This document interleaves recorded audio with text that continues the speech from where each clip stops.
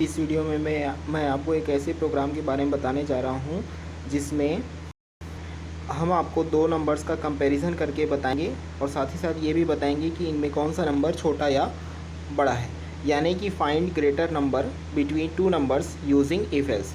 यानी कि हम यहाँ पर इफ एल्स स्टेटमेंट का इस्तेमाल करेंगे। तो आइए शुरू करते हैं। सबसे पहले प्रोग्राम में हमें लेने होंगे दो हेडर फाइल्स, जिसके लिए हम लिखेंगे #include stdio.h और #include conio.h। यदि आप इस प्रोग्राम को ऑनलाइन कंपाइलर पर रन करना चाहते हैं तो सिर्फ़ और सिर्फ आपको एक सिंगल हेडर फाइल की ज़रूरत पड़ेगी, जिसका नाम होता है stdio.h। दो हेडर फाइल्स या किसी सिंगल हेडर फाइल लेने के बाद भी हम लिखेंगे मेन फंक्शन। मेन फंक्शन से हमारा प्रोग्राम का मेन स्टार्टिंग होता है। मेन फंक्शन लिखने के बाद हम लिखेंगे ओपनिंग कर्ली ब्रेसेस। यहाँ से प्रोग्राम का मेन बॉडी कंटेंट स्टार्ट होता है। यहाँ पर हम दो नंबर्स में कंपैरिजन करना चाहते हैं, इसलिए हम यहाँ पर दो नंबर्स डिक्लेयर कर रहे हैं। यहाँ पर जो हम नंबर्स ले रहे हैं वो एक इंटीजर नंबर है, इसलिए हमने यहाँ पर एक इंटीजर वेरिएबल का डिक्लेरेशन किया है। इसके बाद हम एक प्रिंटफ स्टेटमेंट देते हैं जिसमें हम लिखते हैं एंटर टू नंबर। इसके माध्यम से हम यूज़र को यह बताना चाहते हैं कि आपको इस प्रोग्राम में दो नंबर एंटर करने हैं।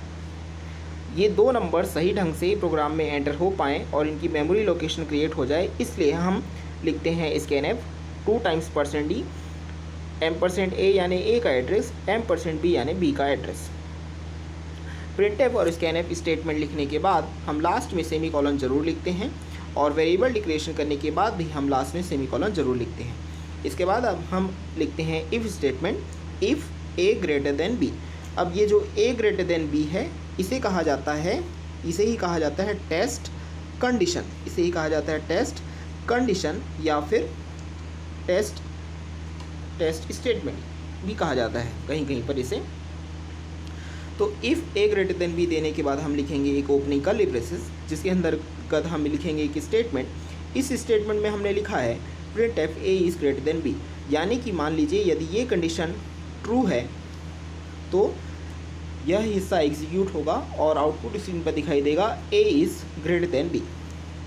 अब इसके बाद जो एल्स वाला पार्ट है वो इसलिए है कि मान लीजिए a is not greater than b, यानी कि a जो है b से बड़ा नहीं है, हो सकता है a b से छोटा हो, इसलिए हमने यहाँ पर एक एल्स पार्ट दिया है।